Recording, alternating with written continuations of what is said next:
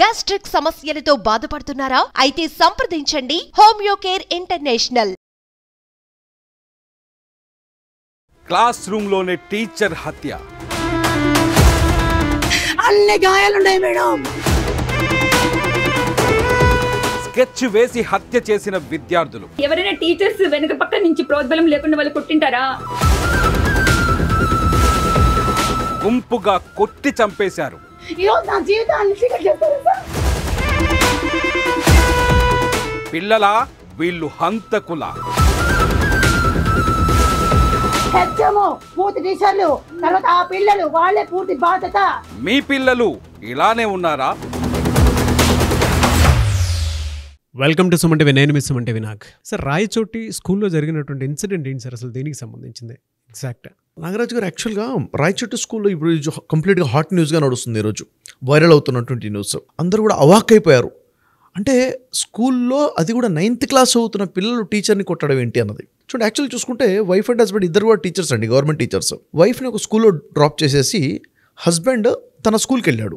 Wife చెప్తున్న దాని ప్రకారం ఏంటంటే హస్బెండ్ చాలా డిసిప్లిన్ మెయింటైన్ చేస్తాడు, పంచువల్గా ఉంటాడు, డైలీ లెసన్ ప్రిపేర్ అయ్యి టీచర్స్కి చాలా బాగా బోధిస్తాడు. అంటే ఇది మొత్తం కూడా మనకి వైఫ్ ద్వారా తెలుస్తుంది. ఆ టీచర్ ఎప్పుడైతే క్లాస్ చెప్తున్నాడు, అది కూడా సెకండ్ పీరియడ్లో క్లాస్ చెప్పడం జరుగుతుందో పక్కన నుండి క్లాస్లో ఉన్న పిల్లలు గొడవ చేయడము, అది వీళ్ళకి డిస్టర్బెన్స్గా అవ్వడము.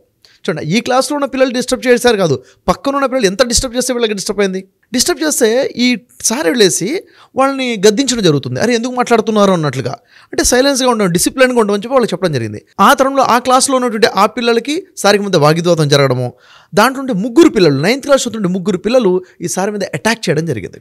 అంటే వాళ్ళు చేతులతో గుద్దేసి శరీరం మొత్తం కూడాను ఎలా గుద్దారంటే శరీరం కందిపోయింది, ఎక్కడ చూసినా కానీ బ్లాక్ మార్క్స్ వచ్చేసాయి. వాళ్ళ వైఫ్ చెప్తున్న విషయం ఏంటంటే, మాకు ముందు హార్ట్ అటాక్ వల్ల చనిపోయారు అని చెప్తే నేను నమ్మేశాను, కానీ ఎప్పుడైతే షర్ట్ ఓపెన్ చేసి చూసిన తర్వాత శరీరం మొత్తం కూడా బ్లాక్ మార్క్స్ వచ్చేసాయి. అంటే చాలా విపరీతంగా కఠినంగా కొట్టారు. అంటే అక్కడ చెప్తున్న పిల్లలు, వేరే వాళ్ళు చెప్తున్న పిల్లల ద్వారా తెలిసిన విషయం ఏంటంటే, కడమైతే తీసుకుంటారో అది తీసుకొని కూడా కొట్టడం జరిగింది. అంటే ఓవరాల్ చూస్తే ఆ బాడీ ఎలా ఉందంటే ఒక్క రక్తపు చుక్క కూడా బయటికి రాలేదండి. కానీ ఎలా కొట్టారంటే లోపల ఆర్గాన్స్ అన్నీ కూడా డ్యామేజ్ అయ్యి బ్లీడ్ అయిపోయాయి అక్కడ. అంటే శరీరం కందటం అంటే ఏంటి, లోపల బ్లీడ్ అయిందనే కదా, ఆర్గాన్స్ డ్యామేజ్ అయ్యి అంత క్రూరంగా కొట్టేశారు. ఇంకా ప్రైవేట్ పార్ట్ మీద కూడా కొట్టారు అని చెప్పేసి తను చెప్పడం జరుగుతుంది. మనం చూస్తున్నాం వీడియోస్ ద్వారా. అయితే అసలు ఇంత క్రూయల్గా ఎందుకు, ఇంత వైలెంట్గా ఎందుకు బిహేవ్ చేశారు, ఏంటి అసలు ఏం జరుగుతుంది అనేది పెద్ద న్యూస్. చివరికి సీరియస్ కండిషన్లో డాక్టర్ని హాస్పిటల్ తీసుకెళ్ళటము, ఆ హాస్పిటల్లో ఆ టైంకి డాక్టర్ లేకపోవడమైనా తర్వాత వచ్చి అటెండ్ అయినప్పటికీ అప్పటికే చనిపోయి ఉండడం జరిగింది. నిజంగా చాలా పెద్ద దుర్ఘటన సార్ ఇది. పిల్లలు కొట్టి సార్ని చంపేశారు అన్నది చాలా పెద్ద ఇన్సిడెంట్ ఇది. అసలు వింటేనే టీచర్లందరూ కూడా భయపడే పరిస్థితి, ప్రతి ఒక్కళ్ళు కూడా అవాక్కయ్యేటువంటి పరిస్థితి అనమాట.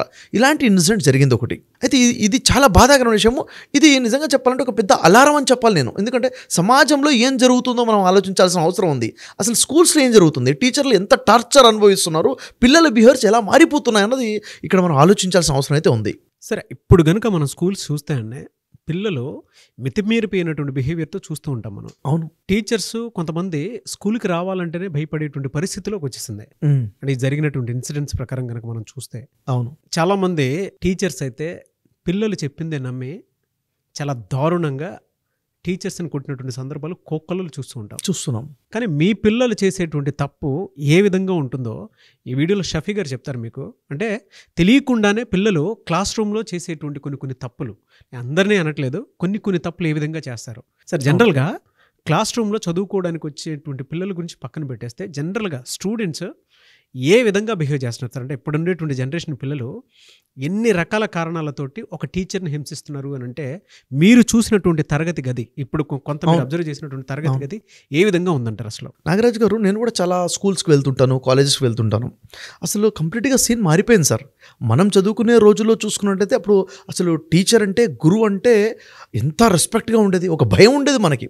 ఇప్పటికి కూడా నా టీచర్స్ నేను గుర్తు చేసుకుంటే ఆ రెస్పెక్ట్, వారు ఇప్పుడు కనబడి వెంటనే చేతులు కట్టేసుకుంటాం అక్కడ కనిపిస్తే. ఇప్పటికి కూడాను ఆ రెస్పెక్ట్ ఉంది. యాక్చువల్గా ఈరోజు నేనున్నానన్నా, మీరున్నారన్నా, ఒక డాక్టర్ అయినా, ఇంజనీర్ అయినా, దేశ ప్రధాని అయినా కానీ ఎక్కడి నుంచి వచ్చారంటే ఒక టీచర్ ప్రిపేర్ చేస్తేనే కదా, అక్కడి నుంచే నిర్మించబడ్డాం మనము. కానీ అంత రెస్పెక్ట్ఫుల్గా ఉన్నటువంటి ఆ పొజిషను, ఆ గురువు ఈరోజు ఆ రెస్పెక్ట్ లేదండి. నిజంగా చెప్పాలంటే ఒక హేళనకి గురైపోతున్నారా అనిపిస్తుంటుంది. నిజంగా టార్చర్కి గురవుతున్నారు టీచర్లు అనేది వాస్తవము. చాలామంది స్కూల్కి వెళ్ళలేక స్కూల్ మానేసే వాళ్ళు కూడా ఉన్నారు. అవునా, నిజంగానే ఇలా ఉందంటే నిజంగానే ఉంది. టీచర్స్ అంటే పిల్లలందరూ ఒకలాగా కాకపోయినా కానీ ప్రతి క్లాస్ రూమ్లో ఒకడో ఇద్దరో ముగ్గురో కొంతమంది ఉంటారు టీచర్స్ని హింసించే వాళ్ళు ఉంటారు. చాలా రకాలుగా ఉంటాయండి, మనం చెప్పుకుంటూ వెళ్తే చాలా ఉన్నాయి. మీకు కొన్ని ఒక 10 పాయింట్స్ అనేది మీకు చెప్పే ప్రయత్నం చేస్తాను. ఎలా హింసిస్తారు అన్నది, టీచర్లు ఎంత బాధపడుతున్నారు, వాళ్ళ పెయిన్ ఏంటి అన్నది. ఎందుకంటే వాళ్ళ పెయిన్ వాళ్ళు వచ్చి బయటికి చెప్పుకోరు. నిజంగా నేను స్కూల్స్ నుంచి చాలా దగ్గరగా చూస్తాను, పిల్లల్ని దగ్గరగా చూస్తున్నాను కాబట్టి కొన్ని పాయింట్స్ చెప్తాను.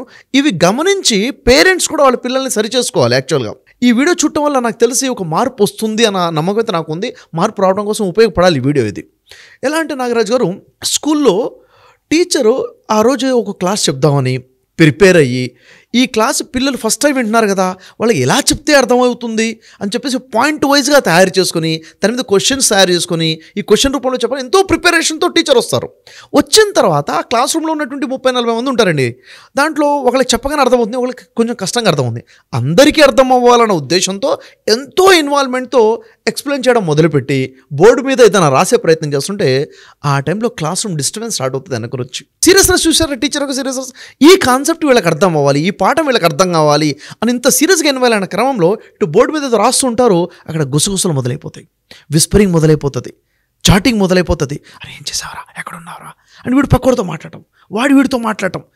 అంటే టీచర్ వినరా, విస్పరింగ్ అర్థం కాదనుకుంటారు. టీచర్ వినిపిస్తుంది. వినిపించిన తర్వాత ఆ టీచర్ చెప్పాలనుకుంది చెప్పాలా, డిస్టర్బ్ అయ్యి వెనక్కి తిరిగి చూడాలా, అరే సైలెన్స్ అని వెనక చెప్తున్నారు అని వీళ్ళ చిట్ చాటింగ్ నడుస్తూనే ఉంటుంది. అయితే టీచర్ వినిపిస్తుందన్న విషయం వీడికి అర్థమైతే వీడేం చేస్తాడు, చిట్టు మీద ఏం చెప్పాలనుకో చిట్టు మీద రాసి అరే వాడికి అంది అని చెప్పేసి వీడిని కొట్టడం, వీడికి ఇవ్వడం, వాడికి అందించడం. అంటే ఒకళ్ళు స్లిప్స్ అందించుకుంటూ వెళ్తుంటే ఈ డిస్టర్బెన్స్ వాళ్ళకి అర్థం కదా. ఎవరో ఇద్దరు ఉంటారండి డిస్టర్బ్ చేసేవాళ్ళు, మధ్యలో 10 మందిని డిస్టర్బ్ చేస్తారుగా. దీనివల్ల టీచర్ ఎంత ఇబ్బంది పడతారు, ఎంత టార్చర్ అనుభవిస్తారు. ఇది చెప్పడానికి సింపుల్గా ఉంది. టార్చర్ ఏంటంటే తన వేదన ఏంటి, టీచర్ యొక్క వేదన ఏంటి, ఈ సబ్జెక్ట్ అర్థం ఏంటంటే చెప్పాలి. ఆ క్లాస్ చాలా ఇంట్రెస్ట్గా వినే పిల్లలు ఉంటారు, వాళ్ళు డిస్టర్బ్ అవుతారు దీనివల్ల. అవును కదా. అంటే నిజంగా ఒక అసభ్యకరంగా వీళ్ళు ప్రవర్తించడం వల్ల, ఇలాంటి శబ్దాలు చేయడం వల్ల, డిస్టర్బ్ చేయడం వల్ల టీచర్కి ఒక పెద్ద టార్చర్ అనేది ఇక్కడ ఉంటుంది. మరొకటి రెండోది చూసుకుంటే నాగరాజు గారు, టీచర్ లెసన్ చెప్పిన తర్వాత అరే పిల్లల ఈరోజు ఈ హోంవర్క్ చేయండి అని చెప్తారు. అంటే ఇది చదువుకొని రండి, లేక ఇది రాసుకొని రండి, రైటింగ్ వర్క్ అని లేక రీడింగ్ వర్క్ అని ఉంటుంది. ఎందుకని చెప్పిన లెసన్ మీద వాళ్ళకి పట్టు రావాలి, అవగాహన రావాలి, ఇంటెన్షన్ ఉంటుంది. పిల్లల్లో కొంతమంది ఆలోచన ఎలా ఉంటుంది, ఈ హోంవర్క్ ఏదో టీచర్ కోసమే చేస్తున్నామన్న ఫీలింగ్ వీడికి. వాడు హోంవర్క్ చేయడు, హోంవర్క్ చేయకుండా వస్తాడు. అరే హోంవర్క్ ఇప్పుడు ఆ రోజు ఏం చేయాలి, టీచర్ వచ్చిన తర్వాత క్లాస్ రూమ్లో హోంవర్క్ చేశారా, చేసాము అందరూ అంటే నెక్స్ట్ లెసన్కి వెళ్ళిపోతారు. అంతే కదా. చేసిన వాళ్ళు కొంతమంది ఉంటారు, చేయనోడు ఒకళ్ళు ఇద్దరు నలుగురు ఉంటారు. వాళ్ళని నిలబెట్టి నువ్వు ఎందుకు చేయలేదని వాళ్ళు మాట్లాడి, ఇంకా అక్కడ వాళ్ళతో మాట్లాడే క్రమంలో ఈ టైం వేస్ట్ అయిపోతుందిగా. వాడు ఇచ్చే సమాధానాలు మళ్ళీ ఇంకా చూసిన నాగరాజు గారు, మూడో రీజన్ ఇక్కడ చూసుకుంటే ఫేక్ కమిట్మెంట్, ఫేక్ ఆన్సరింగ్ ఉంటుంది వీళ్ళది, ఫేక్ ఎక్స్క్యూజెస్ ఇస్తుంటారు. అది అంటే హోంవర్క్ చేయలేదన్నది ఒకటి, ఎందుకు చేయలేరంటే నేను చేశాను మేడం కానీ నోట్స్ ఇంటి దగ్గర మర్చొచ్చాను. నిజంగా వాడు చేశాడా, నిజంగానే నోట్స్ మర్చొచ్చాడా, నిజంగా చేయలేదా, నమ్మాలా నమ్మకూడదా పెద్ద క్వశ్చన్ కదా. అని ఇంట్లో మర్చొచ్చానంటాడు. ఇంకోటి అంటే మా నాన్నగారి ఆరోగ్యం బాగాలేదని చెప్తాడు. నిజంగా నాన్నకి ఆరోగ్యం బాగాలేదా, వీడు అబద్ధం చెప్తున్నాడా తప్పించుకోవడానికి. అంటే ఫేక్ ఎక్స్క్యూజెస్ చేసేవాడు చాలా ఉంటారు. వాడు నిజాయితీగా చెప్పొచ్చు, అది వినేసి వేరే వాడు కూడా చెప్తాడు. అంటే అతను చెప్తే నమ్ముతారు, నేను చెప్తా నమ్మరా అంటాడు వీడు, ఫేక్ ఎక్స్క్యూజెస్ వాడు కూడాను. ఇదంతా కూడా మానసిక ఒక వేదన ఇది టీచర్కి. టీచర్ ఒక మంచి ఇంటెన్షన్తో ఉంటారు, వీళ్ళకి లెసన్ చెప్పాలి, హోంవర్క్ ఇవ్వాలి, వాళ్ళని త్వరగా ప్రిపేర్ చేయాలి అన్న ఇంటెన్షన్తో ఉన్నప్పుడు వీళ్ళ బిహేవియర్ ఎలా ఉంది చూడండి. నేను హోంవర్క్ చేశానండి, మా చెల్లి చింపేసింది, వాడు చెప్పడానికి ఉంటుంది. కానీ ఇక్కడ వినే వాళ్ళకి టీచర్కి ఎలా ఉంటుంది ఒకసారి ఊహించాడు. టీచర్కి ఇక్కడ డిస్టర్బెన్స్ అనమాట. ఇలా మాట్లాడుతున్న నాగరాజు గారు, టీచర్కి ఆ ఫీలింగ్ ఎలా ఉంటుంది చెప్పండి, నరకం అనిపిస్తుంటుంది. ఇక్కడ ఇంటెన్షన్ ఏమో వాడి భవిష్యత్తుని తీర్చిదిద్దామని, వాడేమో జోక్స్ చేసుకుంటూ ఫేక్ ఎక్స్క్యూజెస్ ఇస్తుంటాడు. ఈ పెయిన్ ఎవరికి చెప్పుకోవాలి టీచర్ చెప్పండి. నిజంగా చెప్పాలంటే ఆ పెయిన్ చాలా విపరీతంగా ఉంటుంది. ఇక్కడ మనం 3 విషయాలు చూసాం. ఒకటి క్లాస్ రూమ్ డిస్టర్బ్ చేస్తున్నాడు వాడు, వీడు హోంవర్క్ చేయకుండా టైం వేస్ట్ చేస్తున్నాడు, ఏంట్రా అని అడిగితే మూడో రీజన్ ఏంటి, ఫేక్ ఎక్స్క్యూజెస్ చెప్తున్నాడు, నిజం చెప్తున్నాడు, అబద్ధం చెప్తున్నాడు, మనకు అర్థం కాని ఉండే పరిస్థితి. అంటే నిజాయితీ ఉందా లేదా అని మనకు అర్థం కాదు వాడి దగ్గర. ఇవన్నీ కూడా పెద్ద క్వశ్చన్స్ కదా. ఇంకోటి చూసుకుంటే నాగరాజు గారు, 4th రీజన్గా మనం మాట్లాడుకుంటే రూల్స్ ఉంటాయి, క్లాస్ రూమ్కి రూల్స్ ఉంటాయి కదా, డిసిప్లిన్ అనేది ఒకటి ఉంటుంది. ఫర్ ఎగ్జాంపుల్ చూడండి, ఇప్పుడు మీరు ఇంట్లో ఉన్నప్పుడు ఎలా ఉంటారు, అదే మీరు రిలేటివ్స్ ఇంటికి వెళ్తే ఎలా ఉంటారు, ఒకేలా ఉంటారు కదా. ఇంట్లో ఉండే విధానం వేరు, రిలేటివ్స్ ఇంట్లో ఉండే విధానం. అదే మార్కెట్లో ఉంటే రోడ్డు మీద ఎలా ఉంటాం, అదే సినిమా థియేటర్లోకి వెళ్తే అక్కడ ఎలా ఉంటారు. మరి క్లాస్ రూమ్లో ఎలా ఉండాలని రూల్ ఉంటుంది కదా. క్లాస్ రూమ్లో ఉన్నప్పుడు నువ్వు ఎలాంటి యూనిఫామ్ వేసుకొని రావాలి, ఎలా కూర్చోవాలి, విధానం ఏంటి, నువ్వు భోజనం చేసే లంచ్ ఎప్పుడు, స్నాక్స్ ఎప్పుడు, తినే విధానం, ప్రతిదానికి కూడా రూల్స్ అండ్ రెగ్యులేషన్స్ ఉంటాయి. వాటిని వీడు బ్రేక్ చేస్తూ ఉంటాడు. వాటిని బ్రేక్ చేస్తూ ఉంటాడు.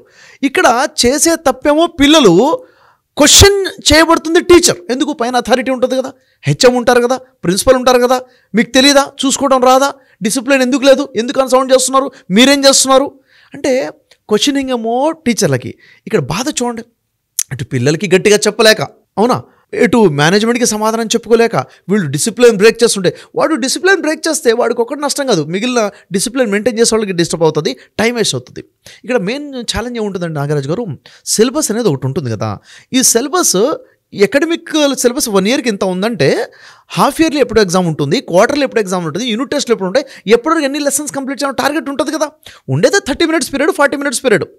దాంట్లో టీచర్ ఫోకస్ దేని మీద ఉండాలి, పాఠం చెప్పి అర్థమయ్యేటట్టు చెప్పి క్వశ్చన్కి ఆన్సర్ చేసి హోంవర్క్ చేసి వాళ్ళని ప్రిపేర్ చేయాలి.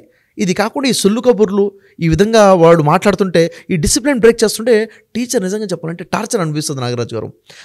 ఇది నిజంగా చెప్పాలంటే వాళ్ళు చెప్పుకోరు, నేను దగ్గర నుంచి చూస్తుంటాను, టీచర్స్ మాట్లాడుతుంటే అర్థమవుతుంది, అవునా ఇంతగా పిల్లల బిహేవియర్ ఇలా మారిపోయిందా అన్నది ఒక బాధ అనిపిస్తుంటుంది. 5th రీజన్గా మనం మాట్లాడుకుంటే నాగరాజు గారు, ఎక్సెసివ్ టాకింగ్. ఎవ్వరు మాట్లాడటం మొదలుపెట్టారు. ఇప్పుడు మనం ఉన్నప్పుడు మన టీచర్ ముందు మాట్లాడాలంటే భయపడుతూ మాట్లాడేవాళ్ళం, పూర్తి సమాధానం కూడా చెప్పడానికి భయపడేవాళ్ళం. అంటే ఏమైందంటే మనం చాలా ఒబీడియంట్గా ఉండేది. ఈరోజు ఆ ఒబీడియన్సీ కనబట్లేదు, ఆ భయం లేదు, ఆ భక్తి లేదు, ఆ వినయ విధేయతలు అనేవి లేకుండా పోయాయి. ఎంత ఎక్సెసివ్గా మాట్లాడతారంటే, అయితే ఏంటి అంటే మాటకు మాట సమాధానం, ఏం చేస్తారు మీరు అన్నట్లుగా, అంటే ర్యాష్గా. టీచర్ భయపడాలా, స్టూడెంట్ భయపడాలా అర్థం కానటువంటి పరిస్థితి ఇక్కడ వచ్చేసింది అనమాట.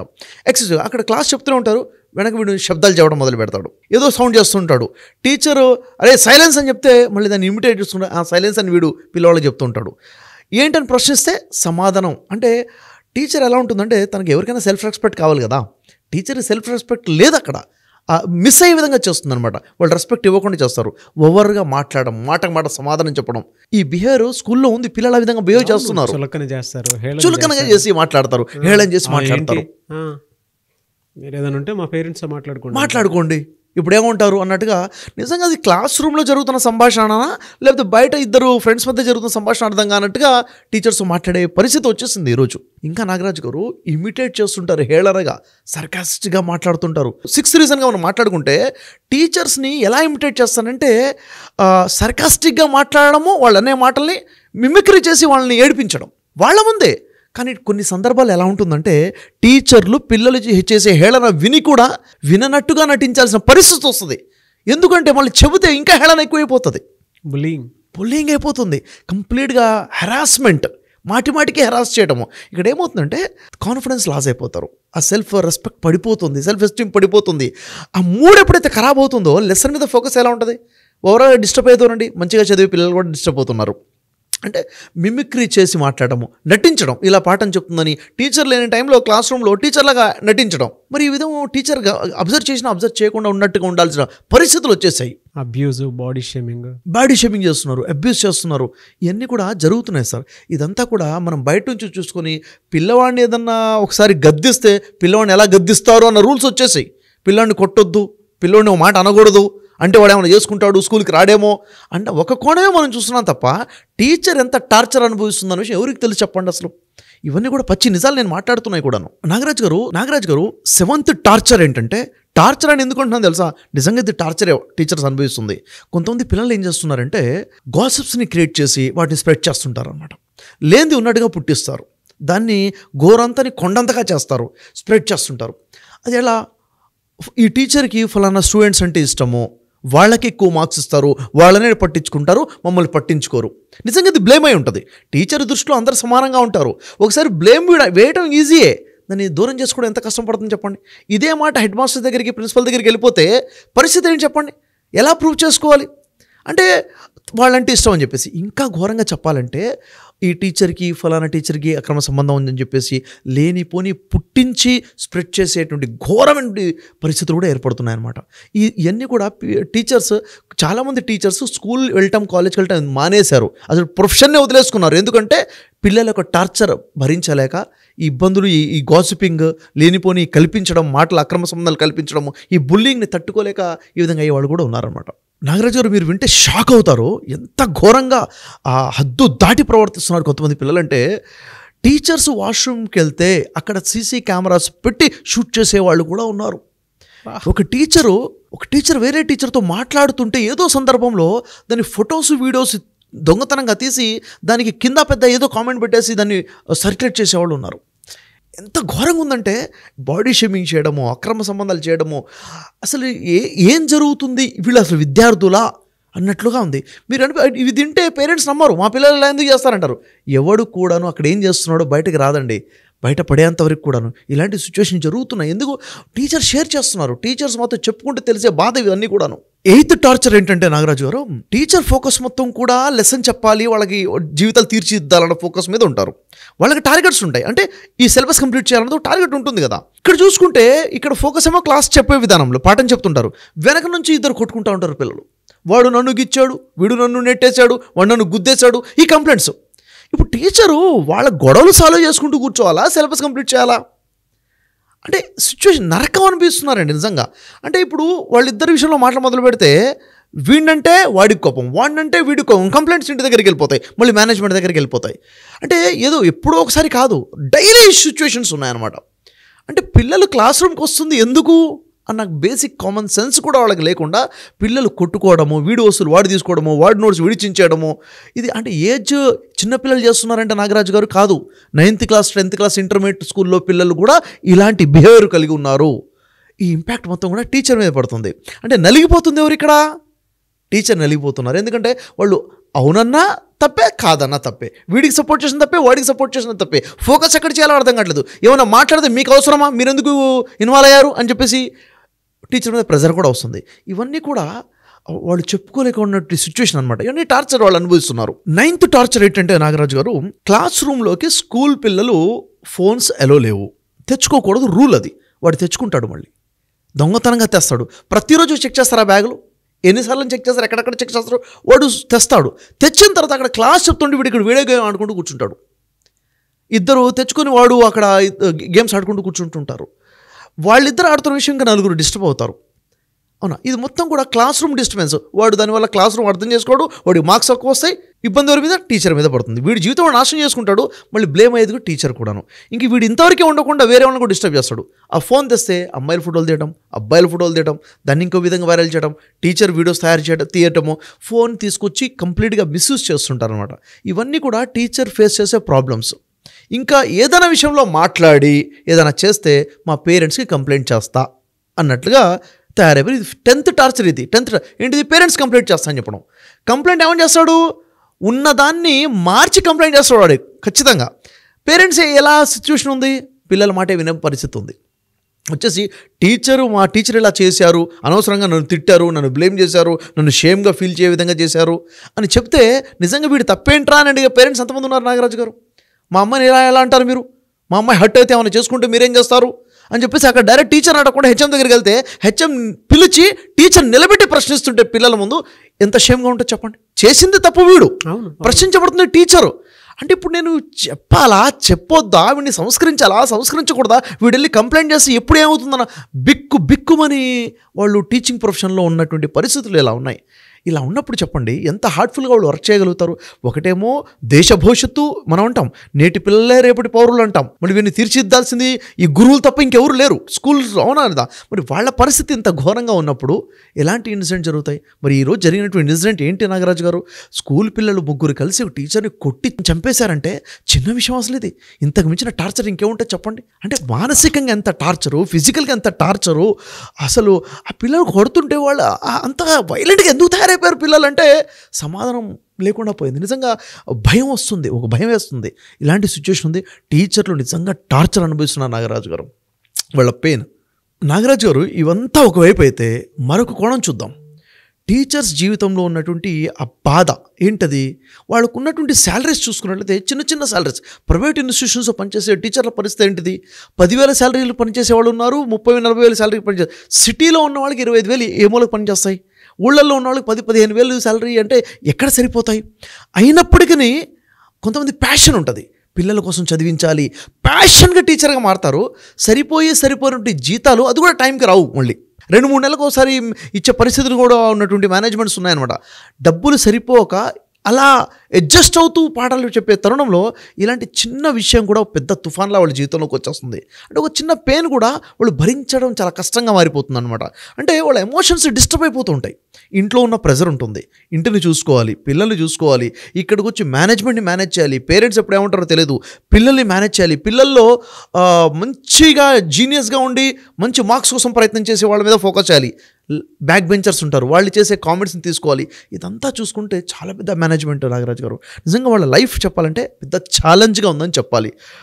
వాళ్ళకి సెల్యూట్ చేయాలి. ఈ పరిస్థితుల్లో కూడా వాళ్ళు మన దేశ పిల్లల కోసము మన పిల్లల కోసం ఇంత కష్టపడుతున్నారంటే హెడ్స్ ఆఫ్ నాగరాజ్ గారు. హ్యాట్స్ ఆఫ్ టు దెమ్ అన్న, అసలు డౌటే లేదు. ఎందుకంటే మీరు మాట్లాడుతుంటే లోపల నుంచి చాలా ఎమోషనల్గా నేను అదేను ప్రతి టీచర్కి అది అనిపిస్తూ ఉంటుందేమో, మా మనసులో ఉన్న విషయాన్ని మీరు బయట చెప్పగలిగారని చెప్పేసి మీకు కూడా హ్యాట్స్ ఆఫ్ చెప్తారు సార్. That's no doubt. కింద కామెంట్ బాక్స్లో కూడా షేర్ చేస్తారు. అండ్ ప్రతి స్కూల్లో కాలేజ్లో కూడా ఈ వీడియో ప్లే అవుతుందని నేను భావిస్తున్నాను. ఇవాళ పిల్లలు ఆ విధంగా ఉన్నారు. పేరెంట్స్ కూడా ఇన్ని విషయాలు తెలుసుకొని ప్రతి ఇంట్లో ఈ వీడియోని షేర్ చేయండి, తెలుసుకోండి ఏం జరుగుతుందో. వాళ్ళ పిల్లల మానసిక స్థితి ఏ విధంగా ఉంది అని అంటే ఒక్కరికి పేషెన్స్ లేదు, చాలా షార్ట్ స్పాన్ ఉంది, 8 seconds 9 seconds అంతే, అంతకంటే ఎక్కువ వెంటనే కూడా ఇంట్రెస్ట్ చూపించినటువంటి పరిస్థితిలో ఉన్నారు. ఎమోషనల్ హెల్త్ అనేది రోజు రోజుకి తగ్గిపోతూ ఉంది. అందుకే షఫీ గారు రెగ్యులర్గా మంత్లీ వన్స్ క్లాసెస్ కండక్ట్ చేస్తూ ఉంటారు పిల్లల కోసం అని చెప్పేసి, ఎమోషనల్ హెల్త్ కోసం ఎలా నడుచుకోవాలి, ఫోకస్డ్గా ఎలా ఉండాలి, కాన్సన్ట్రేషన్ దెబ్బతినకుండా ఎలా ఉండాలి, పేషెన్స్ని ఎలా డెవలప్ చేసుకోవాలి, ఎవరితో ఏ విధంగా ఉండాలి, వాటికి సంబంధించినటువంటి వాటిల్లో కనుక మనం చూస్తే ప్రతి ఒక్కరూ ఒక్కొక్క సక్సెస్ఫుల్ స్టూడెంట్ లాగా ఎదగాలి అని అంటే జనరల్గా కౌన్సిలింగ్స్ అవి ఇస్తూ ఉంటారు. అయితే ఎమోషనల్ హెల్త్ కోసం అని చెప్పి పిల్లల కోసమే 28న ఆయన ఒక December 28న ఒక క్లాస్ కండక్ట్ చేయబోతున్నారు. టీచర్స్తో పాటు పిల్లలు కూడా దాన్ని డెఫినెట్గా అటెండ్ అవ్వండి. మీకు తెలుస్తుంది అంటే ఒక్కొక్క ప్రాబ్లమ్ని ఏ విధంగా క్లియర్ చేసుకుంటూ పిల్లల్ని కూడా మంచిగా ఒక్కొక్క మంచి నడవడికతో ఏ విధంగా తీసుకువెళ్ళొచ్చు అనేది కూడా ఆ క్లాసెస్లో మీరు తెలుసుకోవడానికి అవకాశం ఉంటుంది. పేరెంట్స్ కూడా ఈ క్లాస్ని అటెండ్ అవ్వాలని కోరుకుంటున్నాను నేను. బట్ ఈ వీడియోని మాత్రం ప్రతి చోట షేర్ చేయండి. వాళ్ళ ప్రతి టీచర్ లోపల పడేటువంటి మనోవేదన మనోభావం ఇది, అది వాళ్ళకి మాత్రమే తెలుసు. వాళ్ళు పడేటువంటి టార్చర్ ఏ విధంగా ఉంది అనేది. లేదు పర్సనల్గా కౌన్సిలింగ్ తీసుకోవాలి అనుకున్నా కూడా, లేదంటే పిల్లలకి మాట వినట్లేదు ఇలా ఉన్నారు అనుకుని మీకు అనిపిస్తే మాత్రం వాళ్ళ పేరెంట్స్కి సజెస్ట్ చేయండి. వీడియో చూపించిన తర్వాత ఈ వీటిలో ఈ 10 కారణాల టార్చర్లో నేను కూడా అనుభవిస్తున్నాను, కుదిరితే మీ పిల్లల బిహేవియర్ని మార్చడానికి షఫీ గారి దగ్గరికైనా సరే పంపించండి కౌన్సిలింగ్ కోసం, లేదంటే మీరే ఫ్యామిలీతో పాటు కలిసి అప్రోచ్ అయినా పర్లేదు అని అపాయింట్మెంట్ తీసుకున్నాలన్నా సరే మీరు డెఫినెట్గా అటువంటి సజెషన్స్ కూడా ఇవ్వచ్చు. Anyways hats off to you sir, great contribution to the society ఈ వీడియో తోటి. And hats off to all the teachers. Thank you and thank you so much Shafi garu. Thank you much.